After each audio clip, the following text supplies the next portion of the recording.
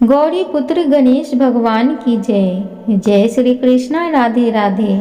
प्रिय भक्तगणों, आप सबका एक बार फिर से स्वागत है आपका अपने YouTube चैनल पुष्पा शर्मा हिंदी कहानियाँ में। आज मैं आप सबको कार्तिक मास में पड़ने वाली देव उठनी एकादशी की 3 प्रमुख कथा को श्रवण कराऊंगी। आप सबसे निवेदन है कि कृपया प्रसन्न चित्त मन के साथ पूरी कथा को जरूर श्रवण करें। तो चलिए कथा में आगे बढ़ते हैं। कार्तिक माह के शुक्ल पक्ष की एकादशी को देव उठनी एकादशी, देव उत्थान एकादशी, देव उठनी 11, प्रबोधनी एकादशी आदि नामों से जाना जाता है। इस दिन श्री हरि विष्णु योग निद्रा से जागते हैं। तो आइए यहाँ पर एक पौराणिक कथा को बड़े ही श्रद्धा भाव के साथ श्रवण करते हैं। एक राजा के राज्य में सभी लोग एकादशी का व्रत रखते थे। प्रजा तथा नौकर चाकरों से लेकर पशुओं तक को एकादशी के दिन अन्न नहीं दिया जाता था। एक दिन किसी दूसरे राज्य का एक व्यक्ति राजा के पास आकर बोला, महाराज कृपया करके मुझे नौकरी पर रख लें। तब राजा ने उसके सामने एक शर्त रखी थी, ठीक है रख लेते हैं, परंतु रोज तो तुम्हें खाने को सब कुछ मिलेगा, पर एकादशी को अन्न नहीं मिलेगा। उस व्यक्ति ने उस समय हाँ कर ली, पर एकादशी के दिन जब उसे फलाहार का सामान दिया गया तो वह राजा के सामने जाकर गिड़गिड़ाने लगा, महाराज इससे मेरा पेट नहीं भरेगा, मैं भूखा ही मर जाऊंगा, मुझे अन्न दे दो। राजा ने उसे शर्त की बात याद दिलाई, पर वह अन्न छोड़ने को राजी नहीं हुआ। तब राजा ने उसे आटा, दाल, चावल आदि दिए।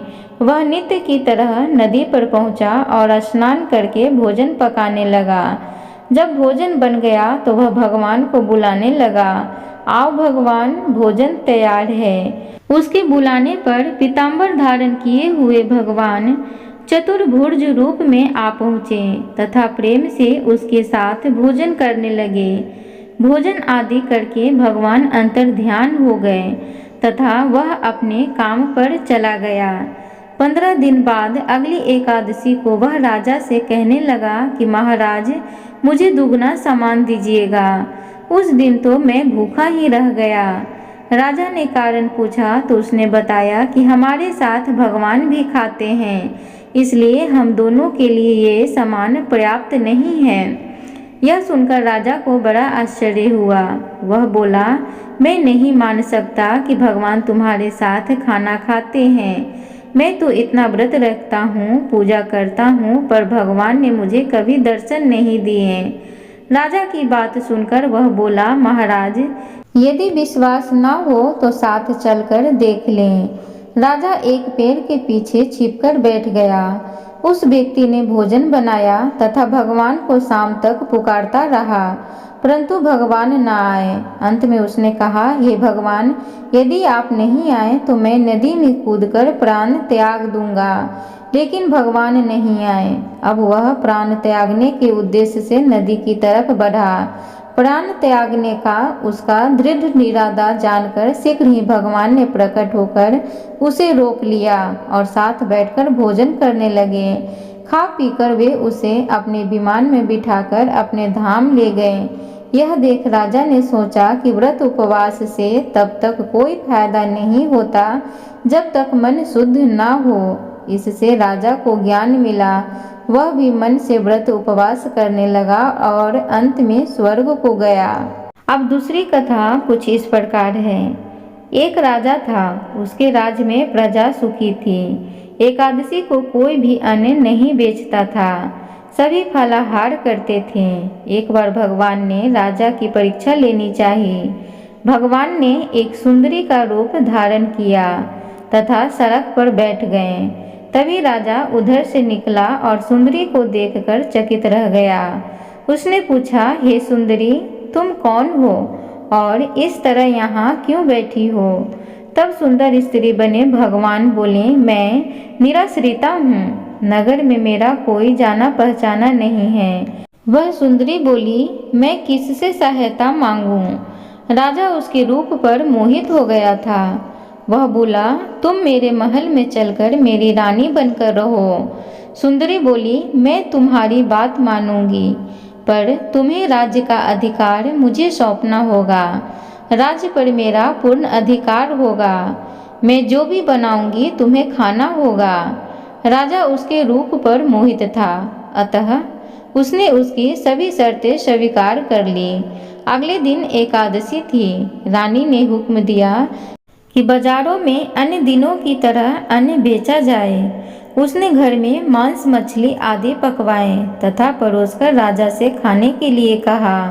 यह देखकर राजा बोला, रानी, आज एकादशी है, मैं तो केवल फलाहार ही करूँगा। तब रानी ने शर्त की याद दिलाई और बोली, या तो खाना खाओ, नहीं तो मैं बड़े राजकुमार का सिर काट लूँगी।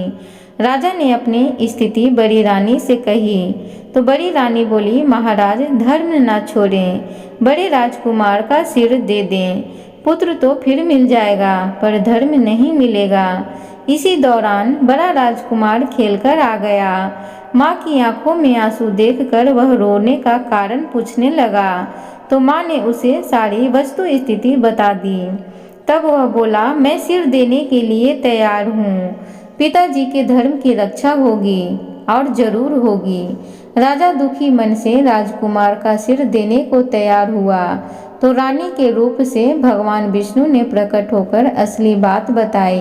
राजन, तुम इस कठिन परीक्षा में पास हुए।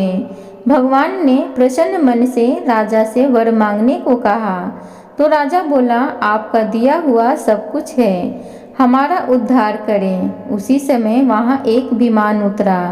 राजा ने अपना राजपुत्र को सौंप दिया और विमान में बैठकर परम धाम को चल गया। प्रिय भक्तगण, तो इस प्रकार देवोत्थान की दूसरी कथा थी। अब हम सब तीसरी कथा को बड़े ही प्रसन्नचित्त मन के साथ श्रवण करेंगे। तो चलिए कथा सुनते हैं। देवउठनी एकादशी की एक प्रमुख कथा शंखासुर नामक राक्षस की है। शंखासुर ने तीनों लोकों में बहुत ही उत्पात मचाया हुआ था। तब सभी देवताओं के आग्रह करने पर भगवान विष्णु ने उस राक्षस से युद्ध किया और यह युद्ध कई वर्षों तक चला। युद्ध में वह असुर मारा गया और इसके बाद भगवान विष्णु विश्राम करने चले गए। कार्तिक शुक्ल एकादशी के दिन भगवान विष्णु की निद्रा टूटी थी और सभी देवताओं ने भगवान विष्णु की पूजा की थी। शिव महापुराण के अनुसार एक पौराणिक समय में दैत्यों का राजा दंभ हुआ करता था। वह बहुत बड़ा विष्णु भक्त था। कई सालों तक उसके यहाँ संतान नहीं होने के कारण उसने शुक्राचार्य को अपना गुरु बनाकर उसने श्री कृष्ण मंत्र प्राप्त किया। यह मंत्र प्राप्त करके उसने पुष्कर सरोवर में घोर तपस्या की। भगवान विष्णु उसकी तपस्या से प्रसन्न हुए और उसे संतान प्राप्ति का वरदान दे दिया।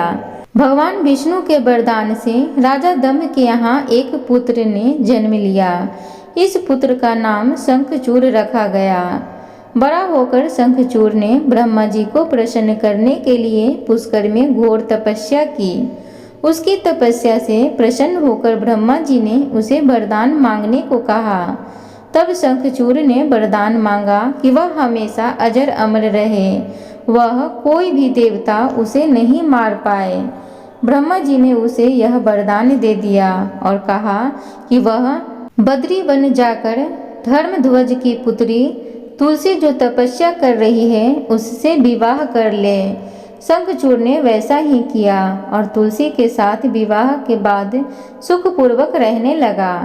उसने अपने बल से देवताओं, असुरों, दानवों, राक्षसों, गंधर्वों, नागों, किन्नरों, मनुष्य तथा त्रिलोकी के सभी प्राणियों पर विजय प्राप्त कर ली। वह भगवान श्री कृष्ण का परम भक्त था। शंखचूड़ के अत्याचारों से सभी देवता परेशान होकर ब्रह्मा जी के पास गए और ब्रह्मा जी उन्हें भगवान विष्णु के पास ले गए। भगवान विष्णु ने कहा कि शंखचूड़ की मृत्यु भगवान शिव के त्रिशूल से ही होगी, अतः आप उनके पास जाएं। भगवान शिव ने चित्ररथ नामक गण को अपना दूत बनाकर शंखचूड़ के पास भेजा। चित्ररथ ने शंखचूड़ को समझाया कि वह देवताओं को उनका राज्य लौटा दे। परंतु शंखचूड़ ने मना कर दिया और कहा कि वह महेश्वर से युद्ध करना चाहता है। भगवान शिव को जब यह बात पता चली तो वे युद्ध के लिए अपनी सेना लेकर निकल पड़े। इस तरह देवता और दानवों में घमासान युद्ध हुआ, परंतु ब्रह्मा जी के वरदान के कारण शंखचूड़ को देवता नहीं हरा पाए। भगवान शिव ने शंखचूड़ का वध करने के लिए जैसे ही अपना त्रिशूल उठाया तभी आकाशवाणी हुई कि जब तक शंखचूड़ के हाथ में श्री हरि का कवच है और इसकी पत्नी का सतीत्व अखंडित है तब तक इसका वध असंभव है। आकाशवाणी सुनकर भगवान विष्णु वृद्ध ब्राह्मण का रूप धारण कर शंखचूड़ के पास गए और उससे श्री हरि का कवच दान में मांग लिया। शंखचूड़ ने वह कवच बिना किसी संकोच से दान कर दिया। इसके बाद भगवान विष्णु शंखचूड़ का रूप धारण करके तुलसी के पास गए। शंखचूड़ रूपी भगवान विष्णु ने तुलसी के महल के द्वार पर जाकर अपनी विजय होने की सूचना दी। यह सुनकर तुलसी बहुत प्रसन्न हुई और पति रूप में आए भगवान का पूजन किया व रमन किया। ऐसा करते ही तुलसी का सतीत्व खंडित हो गया और भगवान शिव ने युद्ध में अपने त्रिशूल से शंखचूड़ का वध कर दिया। तब तुलसी को पता चला कि वे उनके पति नहीं हैं, बल्कि वे तो भगवान विष्णु हैं। क्रोध में आकर तुलसी ने कहा कि आपने छलपूर्वक मेरा धर्म भ्रष्ट किया है और मेरे पति को मार डाला, अतः मैं आपको श्राप देती हूँ कि आप पाषाण होकर धरती पर रहें। तब भगवान विष्णु ने कहा, हे देवी, तुम मेरे लिए भारतवर्ष में रहकर बहुत दिनों तक तपस्या कर चुकी हो। तुम्हारा यह शरीर नदी रूप में बदलकर गंडकी नामक नदी के रूप में प्रसिद्ध होगा। तुम पुष्पों में श्रेष्ठ तुलसी का वृक्ष बन जाओगी और सदा मेरे साथ रहोगी। तुम्हारे श्राप को सत्य करने के लिए मैं पाषाण यानी कि शालिग्राम बनकर रहूंगा। गंडकी नदी के तट पर मेरा वास होगा। देव प्रबोधिनी एकादशी के दिन भगवान शालिग्राम व तुलसी का विवाह संपन्न कर मांगलिक कार्यों का प्रारंभ किया जाता है। हिंदू धर्म मान्यता के अनुसार इस दिन तुलसी शालिग्राम विवाह करने से अपार पुण्य प्राप्त होता है। तो प्रिय भक्तगण, इस प्रकार देव उठनी एकादशी की 3 प्रमुख कथाएं थी। आप सबसे निवेदन है कि कृपया वीडियो अच्छा लगे तो चैनल को लाइक शेयर सब्सक्राइब जरूर करें। कमेंट बॉक्स में जय श्री नारायण जरूर लिखें। धन्यवाद।